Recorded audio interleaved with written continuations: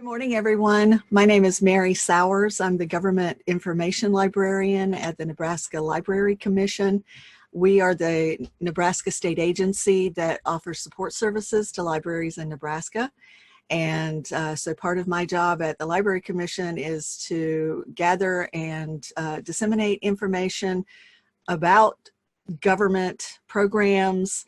And so one of the things that we're going to be working on today, and I'm going to be talking about today, is the census.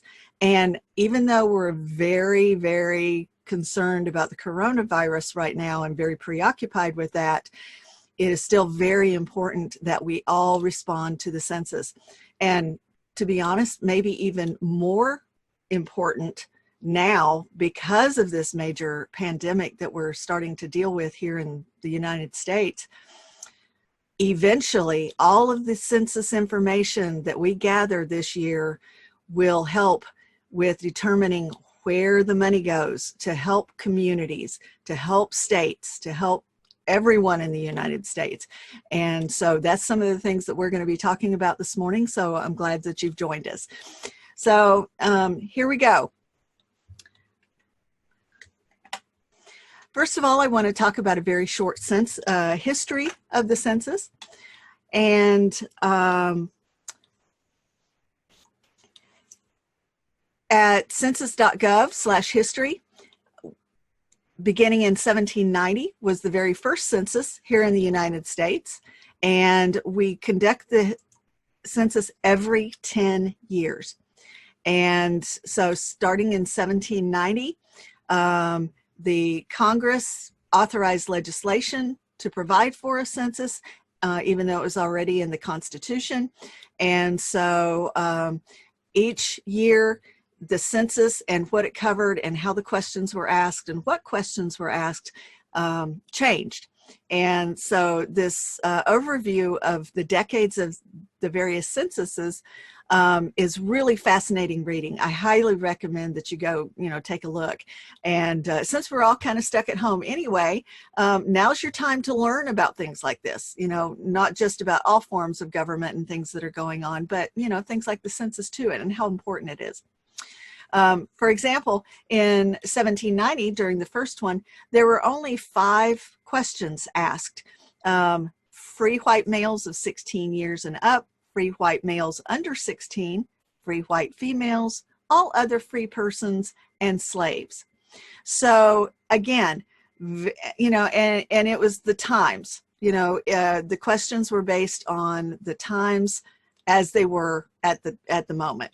So anyway, over the years, and I'm just going to go up to the 1800, which was just 10 years later, again, they always had some kind of authorizing legislation, the type of enumeration, how was the census carried out, and then there are always further information documents at the bottom of each of these blog posts that you can do further reading if you're interested. So, if you jump up to 1880, things start to get a little bit, so 100 years later, 110 years later, things start to get a little bit more complicated for the census. And then it goes 10 years, and then all the way up through 2010, which was our last one. There's always a little bit of history in each of these, and it shows you who the president is at the time, and just some really fascinating information. So do feel free to check that out. I find it really great, information. However, what's really important about the census is that it needs to be fair, accurate, and complete. And so to best achieve a fair, accurate, and complete count, it is absolutely vital that every single person responds to their census mailing, or if someone ends up coming to your door because you haven't responded in another way, it is really super important that we all cooperate to do this. So we just have to get as many people as possible to respond to the survey. Now, originally I did an Encompass Live webinar at the Library Commission that was geared towards libraries. Unfortunately, right now, with most libraries being closed, it is not possible for people to go to libraries to use computers to fill out their censuses. But there are other ways, and we will get to that in just a moment. So, as I mentioned earlier before, the census results will allocate billions of dollars in federal funding to state, local, communities over the next 10 years. Between this census and the next one in 10 years, the money that goes to the states and to the agencies and to the communities, it's so much of it, it relies on the response that we get through the census. So I cannot stress enough, and I'm going to do this over and over again in the next few minutes, just cannot stress enough how important responding to the census is. The other thing is, census results also determine representation in Congress, so at the federal level, but also at the state and local levels. Now, so again, I can't stress enough, it's really important. So if you feel strongly about, you know, who is representing you in Congress and how many are representing you in Congress, how many are representing you at the state level and even at your local level, this is one way that you can help control that. So please respond to the census. And in order to make it easy for everyone, there are going to be three main ways to respond to the census. And these three are probably going to be even more important given our issues with the coronavirus being present. And for the first time, the #1 response rate or method is going to be by online.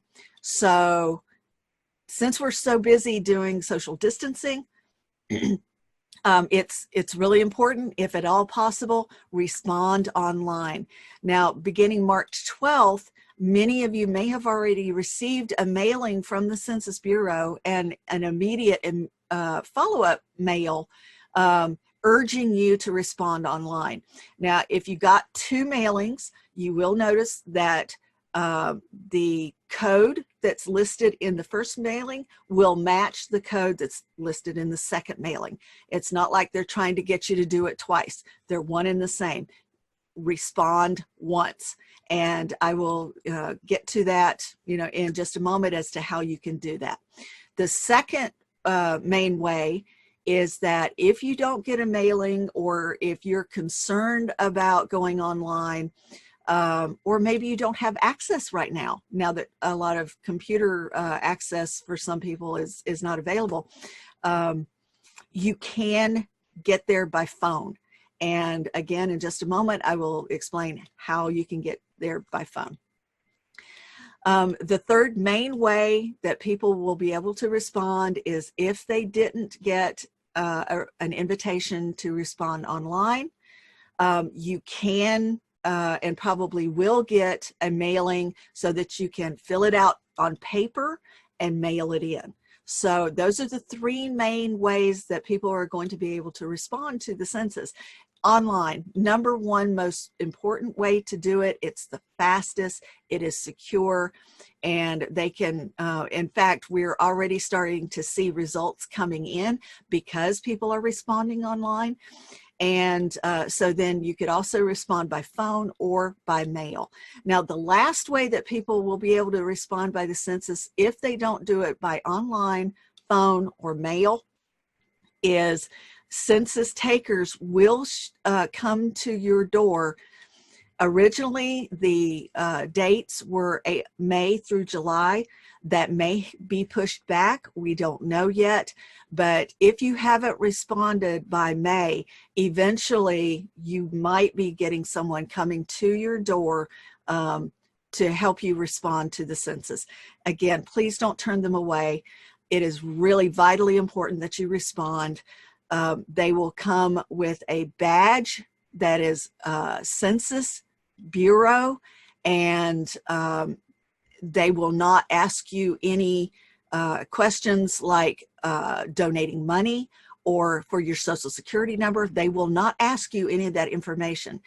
And I will go through the questions in just a moment so that you know what to expect just in case they come to your door. Now, if someone is and this is kind of leads into the next thing I wanted to mention already, and this is very unfortunate given our health concerns right now, but very unfortunate that already people are trying to put scams out there. And so if someone comes to your door right now claiming to be from the census, they're not. And if they claim to be and they can't prove who they are, then you need to say, no, thank you. I will respond in a different way. Make sure they don't, because a lot of times the scammers, if they show up at your door, will ask for your social security number, ask for money, other personal information like bank accounts and things like that. Do not give out that information, period. And the census takers should not be appearing at your door right now anyway. Originally, the dates, like I said before, are May through July. That may get pushed back a little bit depending on what goes on with the coronavirus, but they should not be showing up at your door. Two main websites to remember.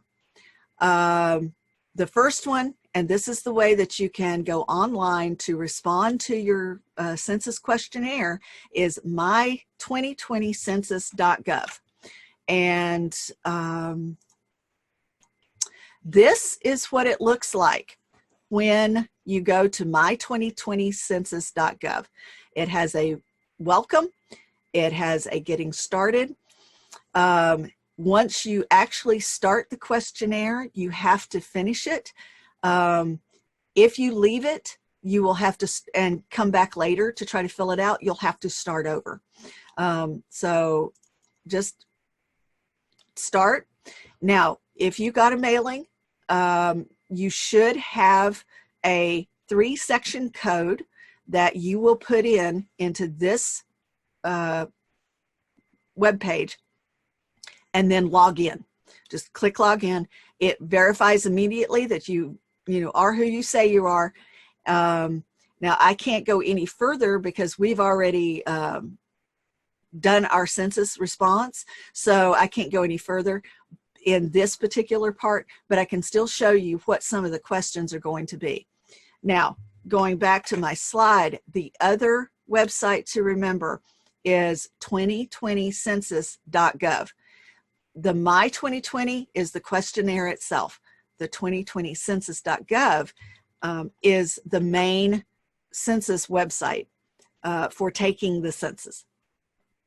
So if you go to this one, and I'm hovering over Get the Facts, there's an explanation. What is the 2020 census?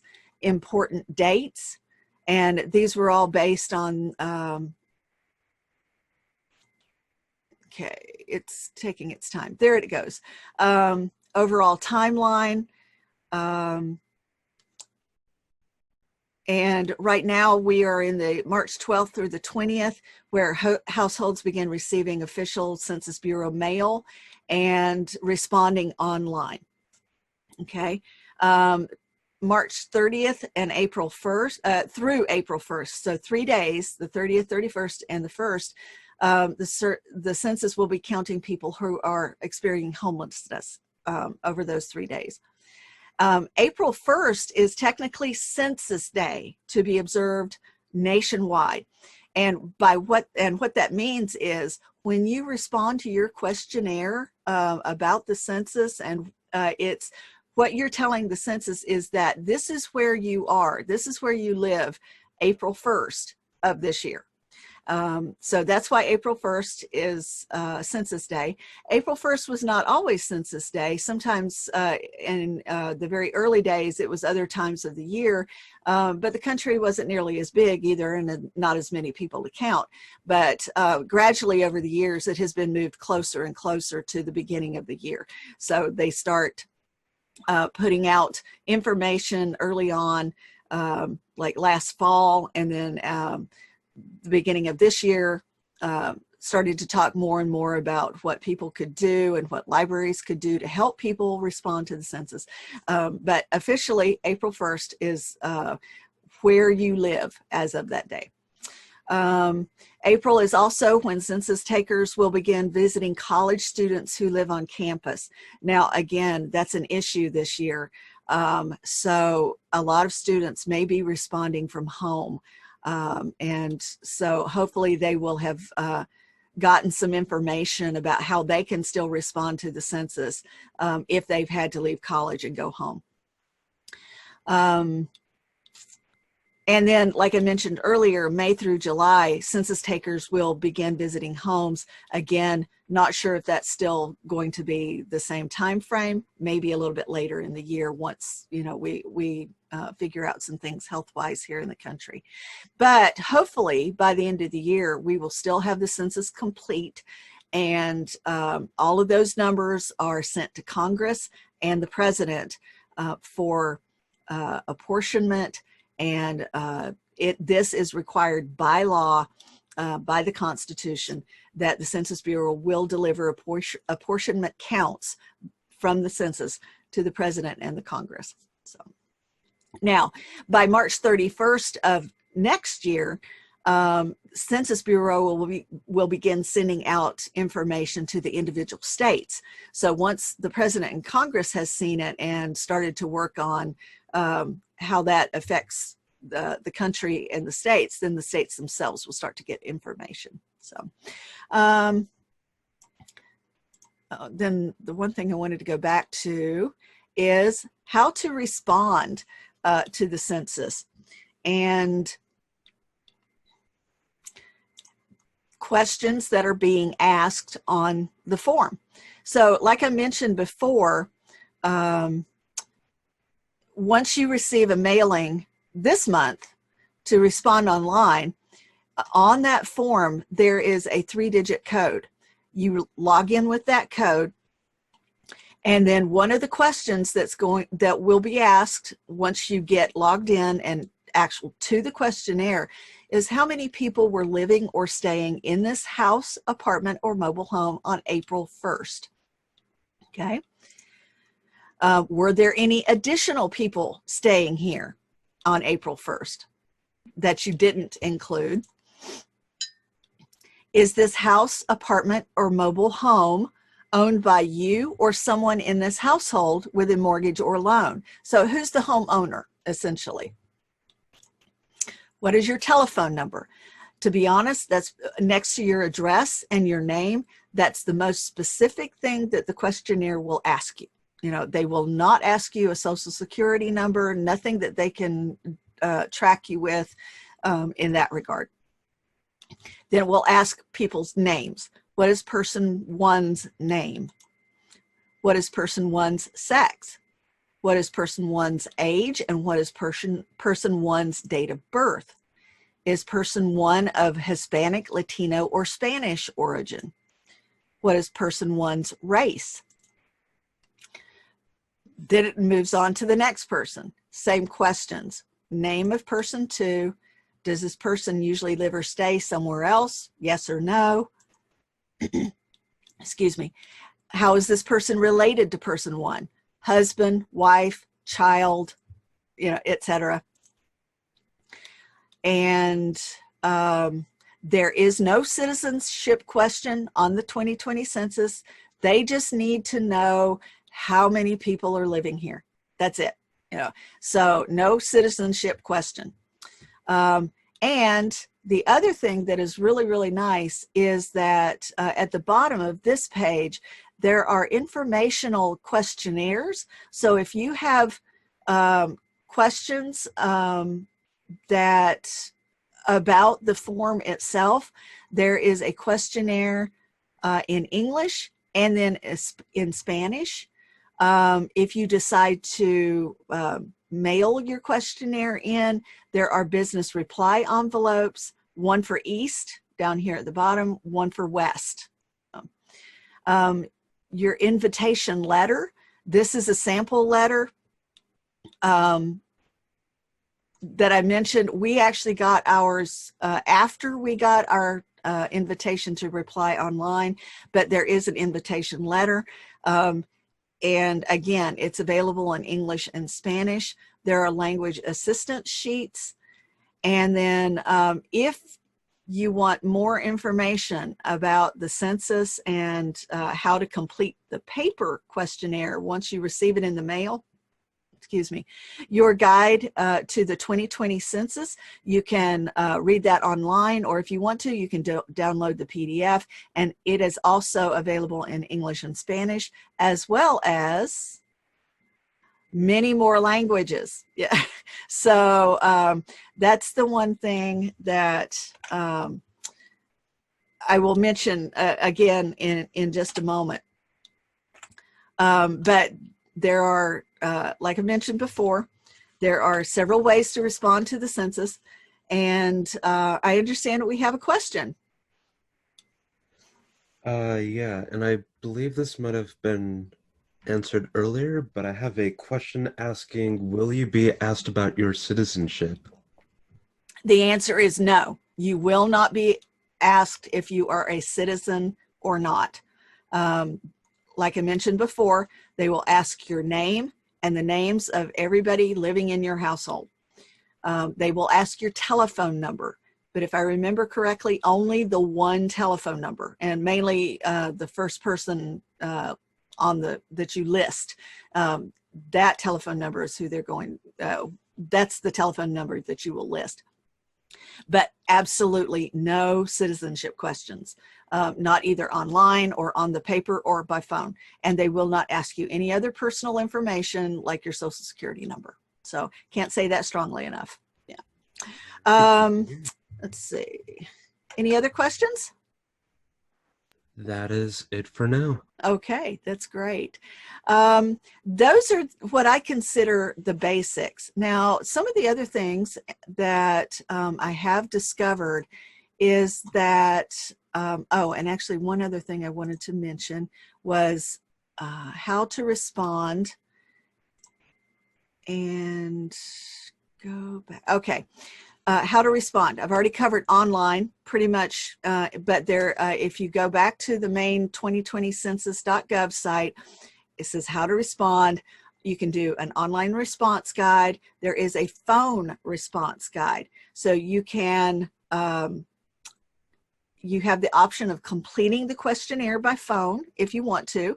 If online is not an issue, or if you don't want to wait for your or if you have received an invitation to respond online, but you can't, give them a call. And this number right now is 844-330-2020.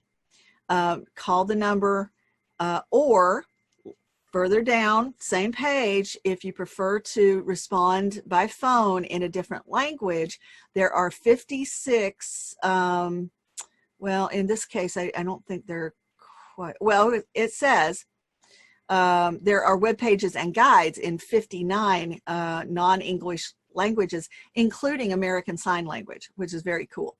But here are the most common languages here in the United States, and they list telephone numbers for each language. The first one is English, then Spanish, two different dialects of Chinese, and on down the list. So if you do prefer to answer in a different language, they have definitely provided for that. Let's see, let me go back. And then there is a paper mail response guide. So if you don't respond by phone or by online, eventually they will send you a paper questionnaire in the mail, and you can read this to have your questions answered about filling out the paper questionnaire. But my understanding is the paper questionnaire is the same as it is online. It's just on paper instead of online. And so you fill it out, mail it in. And it should come with a return envelope. But if you lose the envelope that you're supposed to return it in, then you can mail it to this Bureau, address at the U.S. Census Bureau in Jeffersonville, Indiana. So, and also too, to avoid scams, there are ways to verify your questionnaire. There are several ways you confirm that the 2020 census questionnaire you received is legitimate. The outer envelope return address will say U.S. Census Bureau. And I know for sure that the ones that we got in the mail to respond online did say U.S. Census Bureau on the envelope, and then on the form inside, and then on the letter as well that we got the next day.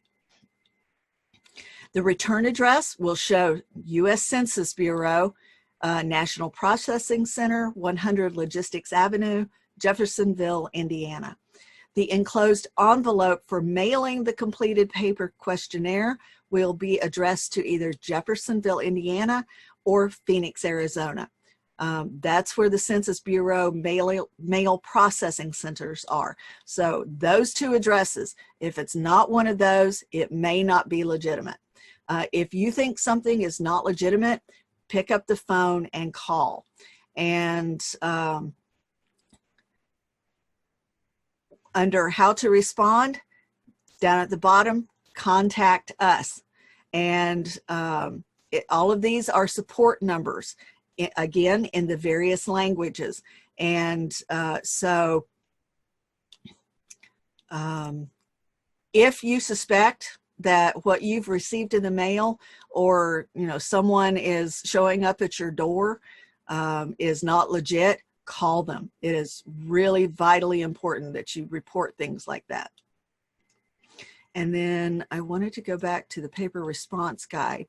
Down at the bottom, I just want to reiterate, the Census Bureau will never ask you for your full Social Security number, your bank account or credit card numbers, anything on behalf of a political party, or a donation of any kind. They will not ask you for money in any way, shape, or form. That is not what this is about. So if someone is asking you for money and they say it's for the census, don't interact with these people. Report them, please.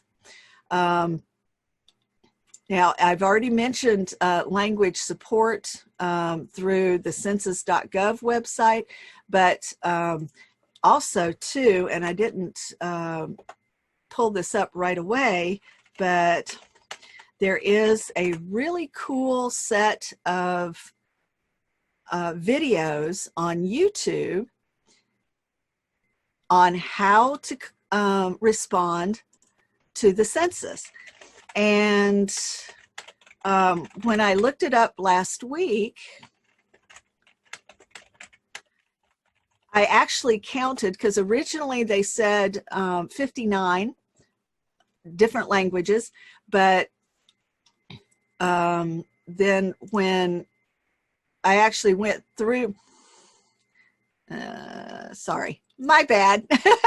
But anyway, if you look up how to respond to the census, one of the things that comes up off to the side, which is not coming up at the moment, but eventually, if you get to the right website, and I do apologize, I didn't pull it up earlier, it will list all of the languages, where all you have to do is click on that video in the language that you want. And like I started to mention last week when I was looking this up, I actually counted 63 different languages, including English and American Sign Language. So it's really, really cool that, and actually what I can do is maybe include a link to the right website on YouTube, that lists all of the languages. But anyway, there are lots and lots and lots of ways that you can respond or get information about the census, and how to fill out the form, either online, by mail, by phone, or when someone eventually comes to your door. So does anyone have any questions at this point? Otherwise, I will probably just kind of wrap things up a bit.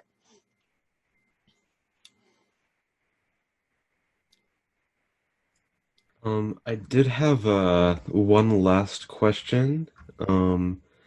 Sure. Will your answers ever be made public? No, absolutely not. And that is one of the things that the census is constantly reassuring people about is it's strictly about the numbers. Your information will never be made public, not ever. And the only thing eventually that happens with census is if anybody has ever done genealogical research in the past, you've seen the ledger sheets that has, people's names and the addresses and how many was in the household. But other than that, there is absolutely no information that's made public. And I'm not even sure that's available anymore, but I'm not positive about that. But in general, your information is secure. And the Census Bureau has gone out of their way, especially with the online responses, to make sure that your information is secure and that you will not run the risk of somebody getting your information. So I think you can be rest assured that everything is in safe hands. So thank you very much, everybody, for joining me this morning. I really appreciate it. And if you have any questions, feel free to contact me at the Nebraska Library Commission, preferably by email right now. And I will be happy to answer any questions that I can. So thank you.